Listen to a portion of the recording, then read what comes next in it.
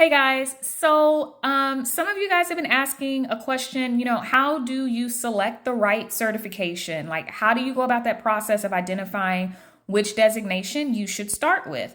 So I'm going to share four quick ways that you can identify the right certification for your business. So the first thing you want to do is identify your customer. That's who you're going to do business with. Is it going to be a corporation or is it going to be a government agency or both? So once you identify your customer, you'll be able to determine whether or not they accept a certain certification type, be it DBE, MBE, or WBE, or they have a preferred certification agency. If they're a corporation, they may be a member of the National Minority Supplier Development Council or the Women's Business Enterprise National Council. So you'll want to determine who your customer is to align with the correct certification type or certification agency. The next thing is to follow the money.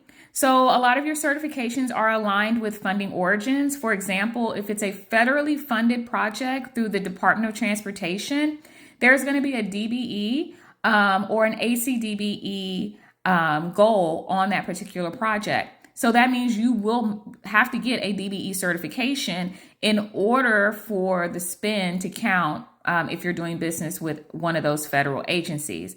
And again, for the Department of Transportation, that covers federal highway, federal aviation, and federal transit. So follow the money. That can tell you also what type of certification you need to get. The next thing, needs assessment. So assess whether or not you actually need a certification or whether or not your client actually requires you to have certification.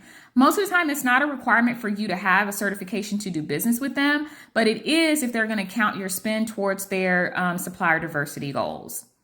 And then finally, get your ROI in order. Determine what your return on investment is going to be because most of your applications are going to have an application fee. So there's going to be a nominal investment there.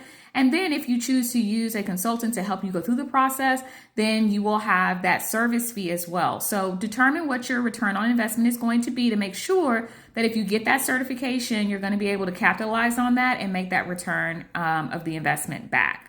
So I hope that this has been helpful for you all. If it has, let me know. If you want me to share some more tips on DMWBE certification, how to best leverage it, how to choose the right one, maybe the process, let me know and I'll be happy to share.